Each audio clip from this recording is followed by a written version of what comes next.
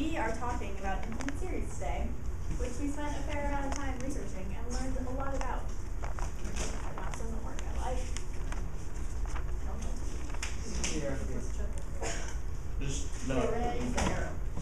Okay, so infinite series are series that go on for infinity. So a lot of series you can just turn into an infinite series by, on top of the sigma notation, you put an infinity sign instead of just an n. And that means that they just keep going on forever.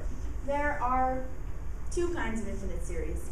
There are convergent series, which are ones whose sums approach a certain finite number. So an example of that would be the function 1 over 2 to the n. So if you think about that, it's going to be like 1 over 2, 1 over 2 squared, and it's going to be these smaller and smaller fractions.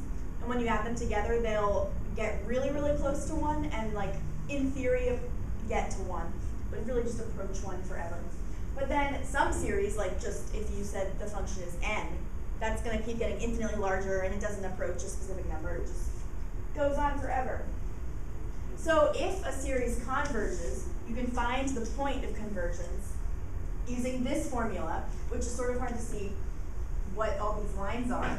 But the point of convergence is the first term divided by 1 minus r. And r is the number that you multiply each number of the series by to get to the next item in the series. Can I stop you for just 1 second? Of course. Normally, that term is referred to as a constant multiplier. Okay. So every term multiplies by a constant, and that is the constant multiplier in the series. Yes. It is the constant multiplier. Our next slide is actually titled the constant multiplier. Oh my God. I'm joking, it's not. Okay. This is, so here's an infinite series, which this is, there shouldn't be a 1 there. But this is 1 over 2 to the n. So you can see it just gets bigger and bigger. And this is a visual representation, so you start with 1/2 and you get halves and halves and halves, and you can see it's basically going to complete the whole square. But eventually, yeah. So, James Gregory was this Scottish mathematician and physicist, and he came up with, he discovered infinite series. Obviously they existed before he found them. He's better known for creating the Gregorian telescope, though, which we learned about in physics last year. So no one really, I mean, the telescope is clearly way more important. Okay, so Leonard Euler was a very important man when it comes to infinite series. So he was a Swiss mathematician and a physicist, and he lived in the 18th century. And he is responsible for the most beautiful mathematical formula ever. And here he is. Okay, so Euler's identity, here it is, e to the I pi plus 1 is equal to 0. So Euler was able to prove this identity using his formula. Here's his formula. But before we look at the math that he used to prove his identity, we have to know what a Taylor series is. And a Taylor series is a representation of a function as an infinite sum. So in this case, we're going to use the Taylor series of sine of x, cosine of x, and e to the x.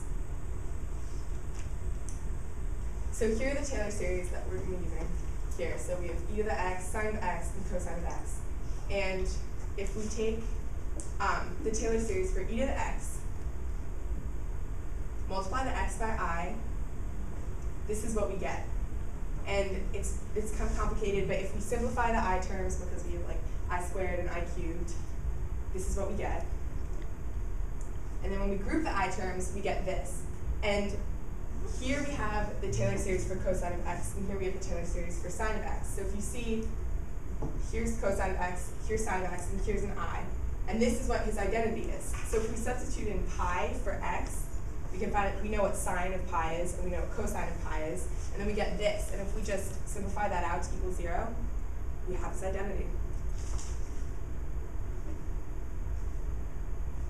Okay,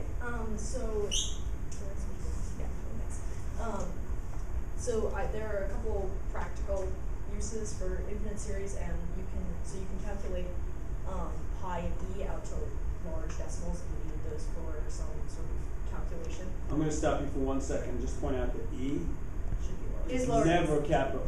Okay. It's always a lowercase c. So that it's the letter e, but it's always a lowercase c. Don't worry about it. I'm just Just want to make sure you Learn from our mistake, young children, and Yes, never, pretty much. ever capitalize the E. Yes. Or you will die. Okay.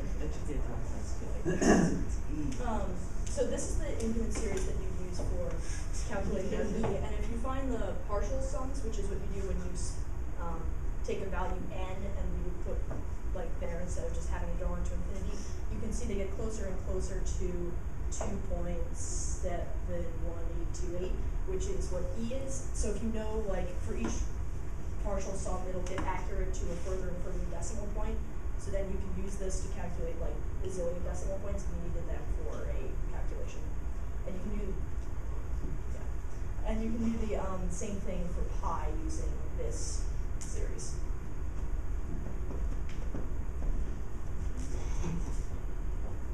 Okay, so we can also use infinite series to find the sum of a repeating decimal.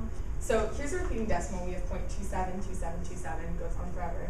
But we can also write this as 0.27 plus 0.0027 plus 0.000027, and then we have a series.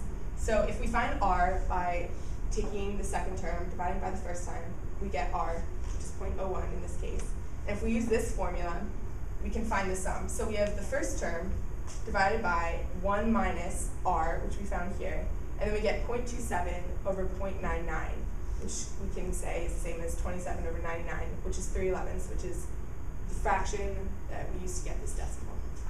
It's very cool. Okay, and so these are examples of some like common infinite series, and so geometric series was supposed to say diverge. Okay, and the harmonic series, which diverges, and the alternate harmonic series, which converges to the natural log of 2. And another one is called the Fourier series. I found out today that it's Fourier, not Fourier. It's French. Which is a decomposition of a periodic function, so like a really complicated periodic function will be turned into this infinite series, which is the sum of sines and cosines, and the study of this is called harmonic analysis. It was created by this guy named Joseph Fourier, who was a French mathematician and physicist. And from this series, there's this thing now called Fourier analysis, which covers like many different fields of physics and math. And so the series can be used to make graphs of different kinds of waves, and these are either sound waves or electrical wavelengths.